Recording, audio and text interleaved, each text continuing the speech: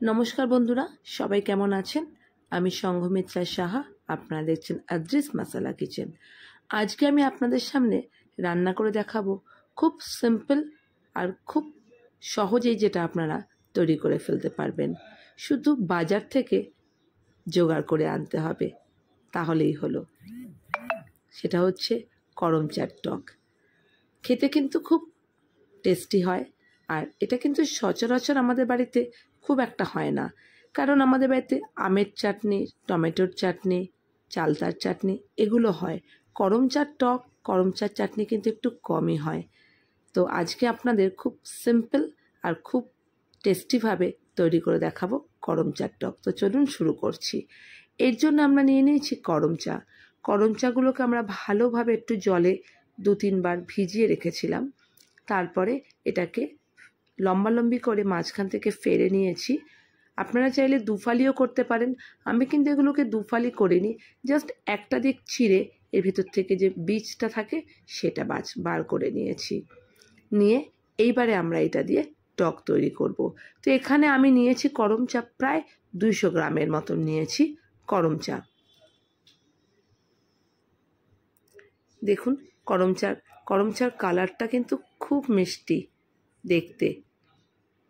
আর এর মধ্যে কিন্তু আমরা হলুদ ইউজ করব না, তার কারণ আপনারা নিশ্চয়ই জানেন লাল রঙে যেমন বিটের তরকারি, লাল শাকের তরকারি, এতে কিন্তু আমার মনে হয় হলুদটা দিলে রঙটা একটু অন্যরকম হয়ে যায়।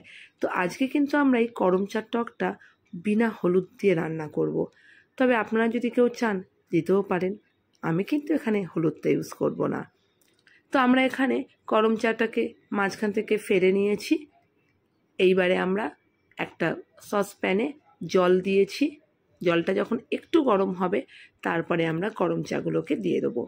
করমচাগুলোকে দিয়ে আমরা যখন এইটা ফুটতে শুরু করবে, তখন আমরা গ্যাসের আঁচটাকে কমিয়ে দিয়ে ঢেকে মোটামুটি 5-7 মিনিটের জন্য এটাকে সেদ্ধ হতে দেবো। আমরা এর মধ্যে দিয়ে দিলাম ছোট চা চামচের 1 চামচ নুন দিয়েছি।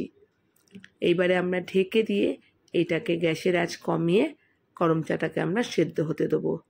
তবে করমচা কিন্তু খুব টক হয়, চিনির পরিমাণটা কিন্তু এখানে একটু বেশি দিতে হবে। আর আপনারা যদি চাটনি করেন তাহলে তো একটু মিষ্টিটা বেশি হবে। যেহেতু আমি এখানে টক বানাচ্ছি, মিষ্টিটা কিন্তু খুব বেশি আমরা এখানে ইউজ করব না। তো দেখুন, আমরা কিন্তু মাঝখানে একবার দেখে নিয়েছিলাম, তো এত টক আমি এই জন্য এর কিন্তু আরও একটু জল যোগ করেছি। ঠিক আছে, কারণ আপনারা হয়তো দেখবেন আগে যে জলের পরিমাণটা আর এখনকার জলের মধ্যে অনেকটা পরিবর্তন হয়েছে, জলের মাপটা বেড়ে গেছে। তো আমাদের সেদ্ধ হয়ে গেছে, আমরা নামিয়ে নিয়েছি। এইবারে আমরা দিলাম কড়াই, গ্যাসে বসিয়েছি। কড়াইটাকে ভালোভাবে গরম করে আমরা 1 চামচের মতন সর্ষের তেল নিলাম। সর্ষের তেলটাকে ভালোভাবে গরম করে নিয়ে এরপরে আমরা এতে দেবো ফোড়ন। তো একটা মাত্র শুকনো লঙ্কা দেবো। এই টকে কিন্তু ঝাল হবে না, শুকনো লঙ্কার যে ফ্লেভারটা সেইটা এই টকের মধ্যে আসবে, তাই আমি এখানে শুকনো লঙ্কাটাকে ইউজ করেছি। আর দেব 1 চামচ সর্ষেটাকে দিয়ে আমরা হাতার পেছন দিকটা দিয়ে না একটু ম্যাশড করে দেবো, মানে একটু ডলে দেবো। এতে কি হবে না, সর্ষের কিন্তু একটা খুব সুন্দর সেন্ট বেরোয়। তো আমি এই সর্ষেটা ডলে দিচ্ছি, সাথে একটু শুকনো লঙ্কাটাকেও ডলে দেবেন, অসুবিধা নেই। খুব বেশি ঝাল কিন্তু হবেই না, একটা শুকনো লঙ্কা, অতটা টক ঝাল কিন্তু হবে না, তবে একটু ডলে দেবেন, এর একটা খুব ভালো গন্ধ বেরোবে। এইবারে আমরা দিয়ে দিচ্ছি করমচা সেদ্ধ করা ওই জলটা, করমচা সমেত। তো এটাকে ভালোভাবে ফুটতে দেবো, কারণ আমাদের যেহেতু এটা গরম অবস্থায় খুব বেশি কিন্তু ফুটতে সময়ও লাগবে না। আমরা আরও প্রায় 1/2 কাপের থেকে একটু বেশি, ছোট 1 কাপের মতন আমরা আবারও জল যোগ করলাম। তো আমরা এখানে প্রায় 4 গ্লাসের মতন জল দিয়েছি। তবে জলের গ্লাসের মাপটা কারোর 200, কারোর কিন্তু 250, সেই মাপটা বুঝে। আর আমরা এখানে দিলাম প্রায় 100 ml, কিন্তু চিনি দিইনি, আমি 80 ml থেকে 90 ml চিনি দিলাম। টোটাল আমি এখানে দিয়েছি এখন 80 ml চিনি। এরপরে আবার 10 ml চিনি দেবো। তো টোটাল আমি 90 ml চিনি দিয়েছি। মানে এই চিনির মাপটা কিন্তু আপনাদের নির্ভর করবে করম চাটা কীরকম টক। করম চা কিন্তু অ্যাকচুয়ালি টকই হয়, প্রচণ্ডই টক হয়।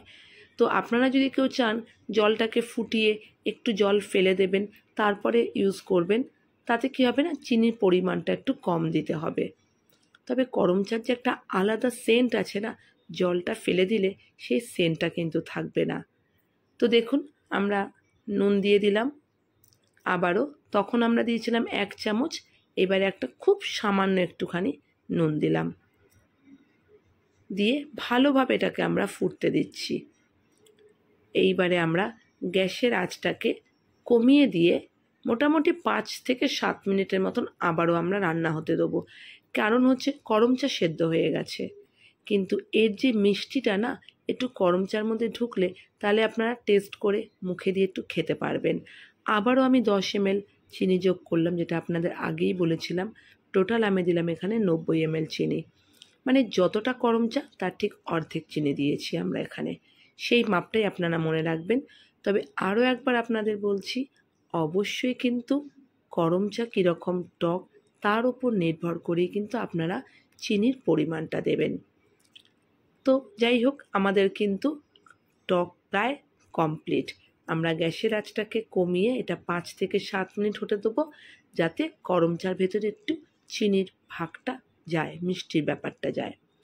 তো দেখুন আমাদের প্রায় করম চা কমপ্লিট। একটু আমি নিয়ে টেস্ট করে নিচ্ছি যে নুন, টক আর মিষ্টির ব্যালেন্সটা হয়েছে কিনা। ব্যাস, তাহলেই তৈরি কিন্তু আমাদের করম চা। কি বানাতে একটু কি সময় লাগলো? শুধু বাজার থেকে আনার অপেক্ষা। বানাতে কিন্তু বেশিক্ষণ সময় লাগবে না। আর দেখতে দেখুন কত সুন্দর লাগছে, তাই না? মনে হচ্ছে যেন সব ফলগুলো যেন ওপরে ভেসে রয়েছে লাল লাল লিচুর মতন ছোট ছোট। তো বন্ধুরা, আপনাদের যদি এই রেসিপিটা, এত সহজ রেসিপিটা যদি ভালো লেগে থাকে, আমার চ্যানেলটি কিন্তু সাবস্ক্রাইব করবেন, শেয়ার করবেন, আর পাশে থাকা অল বাটনটা প্রেস করবেন, যাতে আপনাদের নোটিফিকেশানটা সঠিক সময় পৌঁছে যান। আর কমেন্টস লিখতেও কিন্তু ভুল করবেন না, কার কীরকম লাগলো। আর আমার মতনই কি সবাই এইভাবে টক বানান নাকি অন্য রকমভাবে, সেটাও কিন্তু জানাতে ভুল করবেন না। তো ভালো থাকবেন বন্ধুরা। আমার এই রেসিপিটা ভালো লাগলে অবশ্যই কমেন্টস লিখবেন। আবারও দেখা হবে নতুন কোনো রেসিপির সাথে। নমস্কার।